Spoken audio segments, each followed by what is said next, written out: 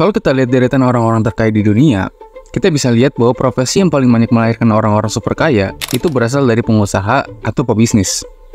Kita semua pasti sepakat kalau membangun sebuah bisnis adalah salah satu langkah kita untuk berpotensi jadi kaya secara finansial. Karena sistem menghasilkan uang di bisnis itu tidak terikat sama waktu, dan potensi pendapatannya pun tidak terbatas. Apalagi kalau jadi kaya lewat bisnis adalah cara yang dilakuin orang-orang yang memang udah kaya. Jadi udah terbukti lah gitu caranya. Kalau karyawan itu kan menukar waktu dengan uang, jadi mau sekeras apapun bekerja, pendapatannya udah dibatasin. Nah, sedangkan kalau bisnis, pendapatannya itu unlimited. Jadi semakin giat lo bekerja, dan semakin banyak kontribusi lo lewat produk atau jasa yang lo berikan, maka semakin banyak uang yang datang kepada lo. Itu udah jadi hukum alam ya, dimana semakin besar kontribusi lo, semakin banyak uang yang lo hasilkan. Nah, karena potensi menjadi kaya dalam bisnis ini cukup menggiurkan, ya, nggak heran kalau banyak orang berusaha untuk bisa menjadi pebisnis yang sukses. Bahkan ya, kalau kita lihat datanya, pebisnis atau pengusaha itu menjadi salah satu cita-cita anak zaman sekarang. Gak bisa kita pungkiri bahwa selain bisnis itu potensinya besar, jam kerjanya pun fleksibel karena pebisnis itu nggak ada orang yang ngatur dia secara paksa. Jadi mau kerja jam berapapun bisa aja. Ya, walaupun pada kenyataannya pebisnis itu lebih sibuk kerjanya. Nah, tapi kalau kita berbicara soal pebisnis, profesi ini juga tidak terlepas dari yang namanya risiko. Bahkan, berbisnis adalah salah satu pekerjaan yang paling berisiko tinggi, bahkan bisa sampai kebangkrutan. Maka nggak heran, walaupun bisnis ini cukup menjanjikan untuk jadi kaya, nggak sedikit orang yang justru menghindari profesi ini karena takut gagal, bangkrut, dan risiko lainnya. Memang pada kenyataannya, berbisnis itu nggak semudah kata-kata motivator yang ngejelekin profesi karyawan dan nyuruh kita untuk berbisnis. Karena nyatanya bisnis itu dinamis, jadi kalau kita nggak siap, ya bisnis itu bisa gagal. Nah, makanya di video kali ini, gue mau bahas secara detail, apakah semua orang itu pada dasarnya bisa berbisnis atau enggak. Disclaimer dulu bahwa video ini dibuat sama orang yang memang beneran terjun ke dunia usaha ya. Jadi nggak cuma katanya aja. Gue sendiri jualan atau berbisnis itu dari umur 15 tahun. Gue pernah jualan gelang, pulpen, sepatu, baju, minyak rambut, keripik, dan lain-lainnya yang pernah gue jualin dari gue masih kelas 1 SMA. Dan dari pengalaman gue menemukan hal-hal yang masih banyak disalahpahami sama masyarakat. Dan pengalaman itu juga jadi dasar dari video ini. Nah, gue udah rangkum semua di video kali ini, so disimak sampai habis.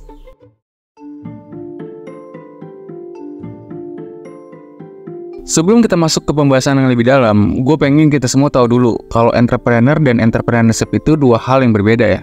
Entrepreneur itu wirausaha atau pelaku usahanya, dan entrepreneurship itu jiwa kewirausahaan atau simpelnya ya jiwa bisnis gitu.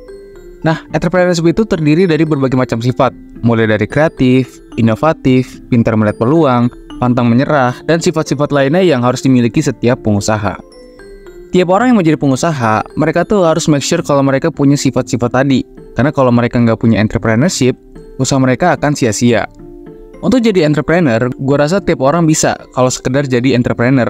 Karena kalau mengacu ke definisi entrepreneur tadi kan pelaku usaha, ya kan? Nah, asal lu punya modal, terus lu buka usaha, itu pun lu udah jadi entrepreneur. Karena entrepreneur itu adalah pelaku usaha. Otomatis kalau lu punya usaha sendiri, ya lu adalah entrepreneur. Nah, sekarang yang jadi problemnya, walaupun orang itu pada dasarnya bisa jadi entrepreneur, tapi belum tentu mereka itu punya yang namanya entrepreneurship atau jiwa bisnis tadi. Misalnya gini, katakanlah Joko punya modal nih untuk bangun restoran. Karena Joko yakin kalau buka restoran di pinggir jalan itu bakal rame. Nah, tapi karena Joko nggak punya jiwa bisnis, akhirnya restoran Joko perlahan merugi. Karena walaupun Joko punya modal untuk bangun usaha, tapi Joko nggak ngerti gimana caranya berinovasi, Joko gampang menyerah, dan Joko nggak ngerti gimana jalanin bisnisnya. Karena dia pada dasarnya nggak punya jiwa wirausaha. Di sini orang banyak yang salah berpikir ya, dimana banyak yang mikir kalau siapapun itu bisa bangun bisnis. Padahal, entrepreneurship itu dilahirkan, bukan diciptakan. Jadi walaupun semua yang punya modal bisa jadi wirausaha, tapi nggak semua orang itu punya jiwa wirausaha. Gue rasa pengusaha itu kayak, dia tuh dilahirin memang untuk jadi pengusaha gitu. Jadi memang segelintir orang di dunia ini tuh dilahirin memang untuk jadi pengusaha. Sedangkan yang lainnya itu punya tujuan masing-masing, dan nggak ada yang salah dengan hal itu. Gue percaya kalau entrepreneurship itu sifat bawaan dari lahir yang nggak bisa diotak-atik. Dan entrepreneurship itu nggak bisa dilatih, kecuali lu memang punya sifat itu dari lahir. Ngerti nggak? Jadi itu memang bawaan gitu, bukan itu tiba-tiba muncul di tengah perjalanan hidup lu. Jadi walaupun lu buka usaha ini itu tapi memang lu nggak punya jiwa bisnis, berarti lu memang punya bidang lain, dan nggak ada masalah dengan hal itu. Pebisnis pun menurut data 96% itu gagal dalam 10 tahun, karena memang nggak semua orang itu punya sifat yang tahan gitu dengan dinamika dalam bisnis. Sebenarnya ngebuat pebisnis ini jadi profesi yang bergengsi karena masyarakat aja yang kadang tuh melebih-lebihkan profesi ini tanpa melihat sisi nggak enaknya. Apalagi kalau ada quote-quote yang seolah tuh memaksa kita untuk jadi pengusaha, padahal nggak semua orang itu dilahirkan jadi pengusaha. Di sini gue kasih tahu ya, quote-quote tentang bisnis yang kadang tuh seolah menjelekkan karyawan, itu ditujukan untuk orang-orang yang memang punya bisnis. Jadi kalau lu adalah karyawan dan lu ngelihat quote bisnis yang ngeremehin karyawan, ya lu sebenarnya nggak perlu tersinggung, karena quote tersebut ditujukan ke sesama pengusaha. Ya walaupun kadang memang berlebihan sih yang ngomong. Nah jadi gimana nih bedainnya kalau orang tersebut dilahirkan jadi pengusaha atau bukan? Simpelnya ya, kita lihat aja apakah orang itu punya jiwa bisnis atau enggak. Kalau misalnya gue lihat, entrepreneurship seseorang itu diuji ketika bisnis mereka itu ada masalah. Entah dia kena tipu, bisnisnya bangkrut, dan masalah-masalah lainnya. Nah, kalau orang yang nggak punya jiwa bisnis, biasanya tuh dia nganggap kalau dia tuh memang nggak punya bakat bisnis.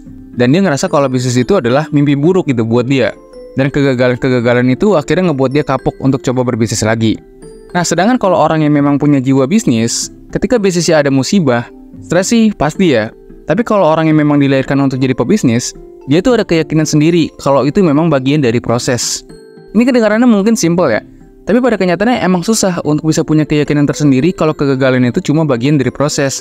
Orang tuh banyak yang udah ngeluh dan dia merasa kalau dia tuh bukan bidangnya di situ, dan lain semacamnya. Nah, biasanya orang-orang yang punya jiwa bisnis, mereka justru belajar dari kegagalan sebelumnya. Kira-kira apa nih yang bikin dia gagal, dan apa sih yang harus dilakuin supaya nggak gagal lagi ke depannya. Jadi ini tuh tergantung dari bagaimana seseorang itu menanggapi kegagalannya. Kedua, orang yang punya jiwa wirausaha, biasanya pemikiran mereka tuh aneh. Orang yang punya jiwa bisnis tuh biasanya agak gila ya pemikirannya. Mereka tuh nekat untuk ambil resiko, tapi nekatnya itu terukur sama dia. Beda ya, orang yang nekat sembarang nekat, sama orang yang nekatnya itu pakai perhitungan. Nah, pemikiran begini tuh gak bisa gitu dimiliki semua orang. Karena gak semua orang itu punya pemikiran yang gila dan justru bertentangan gitu sama logika kebanyakan orang.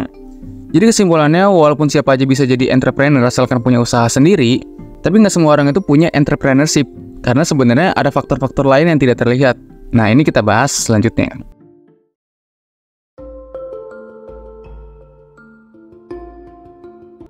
Menurut lu, kalau semua orang jadi pengusaha, terus siapa yang bakal jadi pembeli? Dapat jawabannya? Sebenarnya pertanyaan ini nggak perlu dipikir terlalu dalam jawabannya, karena sebenarnya hal ini nggak mungkin. Kenapa demikian? Gini, manusia itu punya latar belakang yang berbeda-beda. Ada yang dari kaum pas-pasan, menengah, dan menengah ke atas. Bahkan orang tua kita pun berbeda-beda ya. Ada yang jadi pilot, pengusaha, guru, dokter, dan lain-lain. Nah, perbedaan-perbedaan yang ada, ini tuh nggak mungkin melahirkan satu tujuan profesi yang sama. Misalnya gini, cita-cita gue pengen jadi pengusaha, dan cita-cita lu pengen jadi pilot. Pasti kan diantara kita tuh ada alasan tersendiri. Kenapa gue nggak mau jadi pilot dan lebih milih jadi pengusaha, sedangkan lu punya alasan tersendiri. Kenapa lu nggak mau jadi pengusaha dan lebih milih jadi pilot? Nah, dari mana alasan-alasan tersebut? Dari perbedaan latar belakang dan pola asuh kita. Bisa jadi orang tua lu dulu suka ngasih mainan pesawat-pesawatan dan itu kebawa gitu sampai lu dewasa untuk mau jadi pilot juga. Sedangkan gue mungkin bisa aja karena dulu gue suka ikut orang tua belanja di pasar atau toko gitu. Dan itu kebawa sampai gue dewasa untuk pengen punya usaha juga. Jadi entah lu ataupun gue, itu punya pandangan masing-masing yang lahir dari adanya perbedaan latar belakang kita. Selain perbedaan ini berasal dari pola asuh, ini juga bisa terjadi dari adanya perbedaan kelas sosial kita. Di antara kita mungkin ada yang masih punya utang, gaji masih pas-pasan, dan ada juga yang uangnya udah lebih dari cukup. Nah, masing-masing dari kita itu punya titik mulai yang berbeda-beda. Jadi walaupun kita semua punya hak yang sama untuk mulai bisnis, tapi probabilitas tiap kita tuh pasti berbeda-beda, karena titik mulainya aja kita nggak sama. Ini adalah faktor-faktor tidak terlihat yang kebanyakan orang itu nggak sadar dengan perbedaan ini, dan akhirnya dia menyamaratakan probabilitas setiap orang. Dalam dunia psikologi, hal ini tuh menyebabkan yang namanya survivorship bias, di mana seseorang itu hanya fokus pada keberhasilan tanpa melihat faktor-faktor lain yang tidak terlihat. Kayak misalnya ada orang yang ngelihat Bill Gates drop out untuk bangun bisnis, akhirnya dia ikutan drop out juga gitu, dengan harapan bisa sama kayak Bill Gates juga. Padahal ada faktor lain dari Bill Gates yang kita nggak lihat, kayak siapa keluarganya, terus juga dia drop out dari mana, dan faktor-faktor lain yang itu menunjang keberhasilannya. Jadi walaupun semuanya tahu kalau pengusaha itu berpotensi jadi kaya, tapi nggak mungkin kalau semua orang itu mau jadi pengusaha. Karena latar belakang, pendidikan, dan pola asuh yang berbeda, ini melahirkan tujuan yang berbeda-beda juga.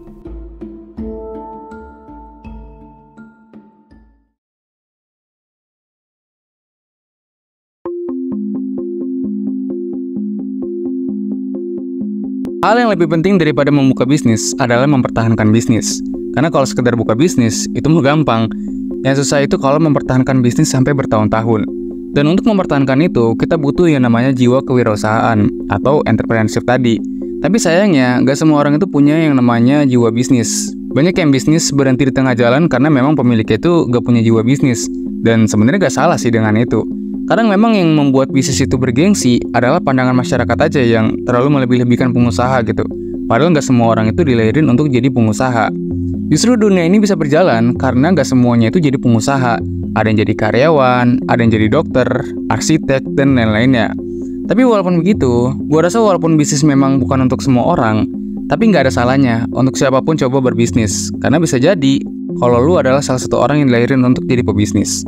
Well, sekian dulu pembahasan kali ini, semoga bermanfaat, dan sampai jumpa di segmen selanjutnya.